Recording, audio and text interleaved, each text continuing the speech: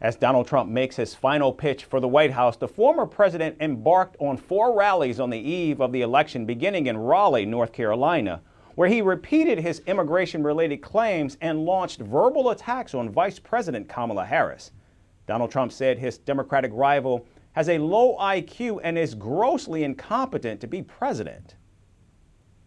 She's a low IQ individual. I don't want to have her say, you know, I had an idea last night while I was sleeping, turning, tossing, sweating. Because I sleep, I turn and I toss and I sweat and I sleep like, no, I don't even sleep, you know. You know, I've gone through 62 days without a day off. And you're going to say that to her.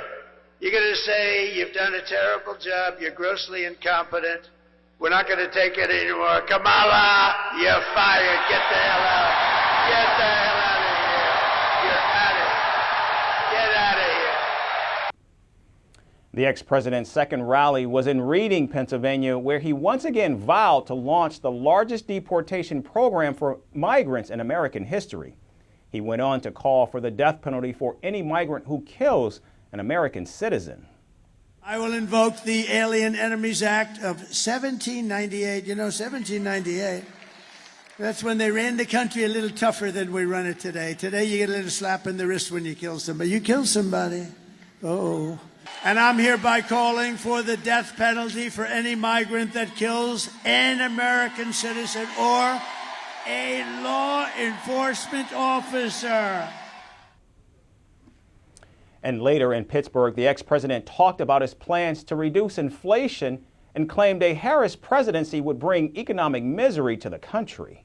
Donald Trump also pushed for a crackdown on drug trafficking, saying he would impose tariffs on Mexico and would do the same to China over fentanyl.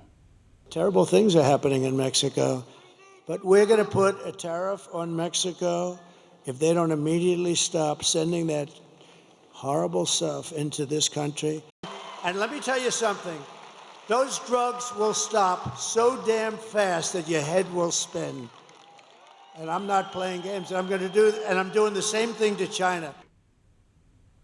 At his final stop, Trump arrived in Michigan and targeted President Joe Biden for apparently calling MAGA supporters garbage.